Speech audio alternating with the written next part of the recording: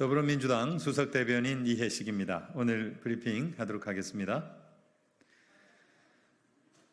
최혜병 특검법을 만든 건 참모들 뒤에 숨어 침묵하고 있는 윤석열 대통령 본인입니다. 고위공직자범죄수사처가 박정훈 전 해병대 수사단장의 보직해임을 지시한 이종섭 당시 국방부 장관에게 직권남용죄 적용을 검토 중이라고 합니다.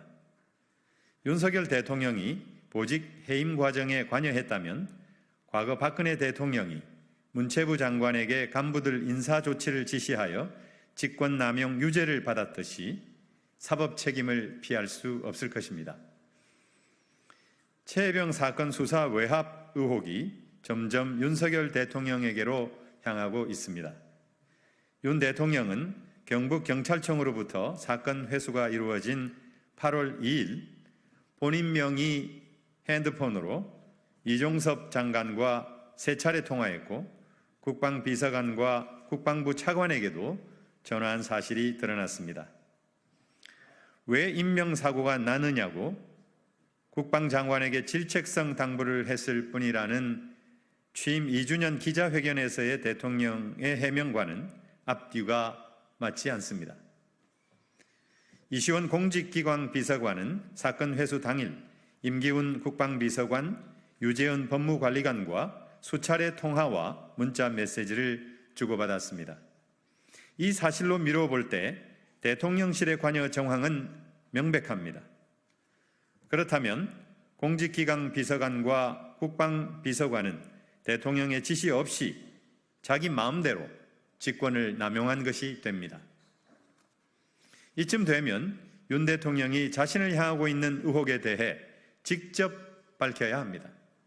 경로의 실체가 무엇인지, 이종섭 전 장관과 통화한 내용이 무엇이었는지, 공직기강 비서관에게 해당 사건에 대해 지시한 사실이 있는지 국민 앞에 분명히 밝혀야 합니다. 의혹은 점점 대통령을 향하고 있는데 대통령은 비겁하게 참모들 뒤에 숨어 침묵하고 있습니다. 해병대원 특검이 종국에는 윤 대통령 특검인 이유입니다. 국민의힘은 최혜병 특검법이 통과되면 또다시 대통령에게 거부권을 건의하겠다고 합니다. 민주당이 단독으로 처리했다는 것이 이유라지만 그동안 특검법을 단독 처리한 사례는 많습니다.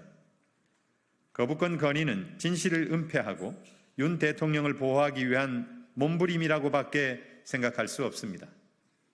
대통령이 또다시 해병대원 특검법을 거부한다면 스스로 의혹의 주범임을 인정하는 것임을 명심하기 바랍니다.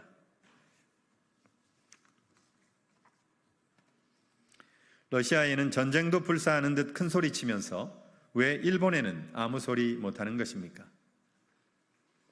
일본의 한 신문 보도에 따르면 일본 자민당의 거물 정치인이 손정희 소프트뱅크 회장을 만나 라인 야후 경영권 확보를 종용했고 손 회장은 책임지고 하겠다고 답했다고 합니다. 일본 총무성이 라인 야후의 2차례 행정지도에 나섰던 3, 4월을 전후한 시기였습니다.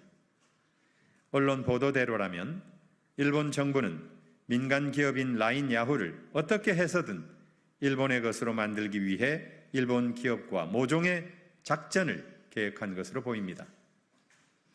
일본은 한국 기업이 10수년간 일궈놓은 라인을 강탈하기 위해 민관이 합작하여 착착 진행해 왔는데 윤석열 정부는 강 건너 불구경만 하고 있습니다. 러시아에는 우크라이나 살상무기 지원 운운하며 러시아 하기 나름이라고 압박하면서 일본엔 왜 아무 소리도 못합니까? 일본에 무슨 약점이라도 잡힌 것입니까?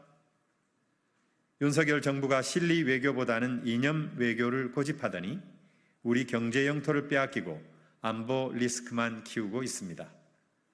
동맹도 외교 관계도 우리 국익과 안보에 도움이 되기 때문에 맺는 것입니다. 이념과 가치를 앞세워도 국익에 도움이 되지 않으면 돌아서는 게 외교입니다.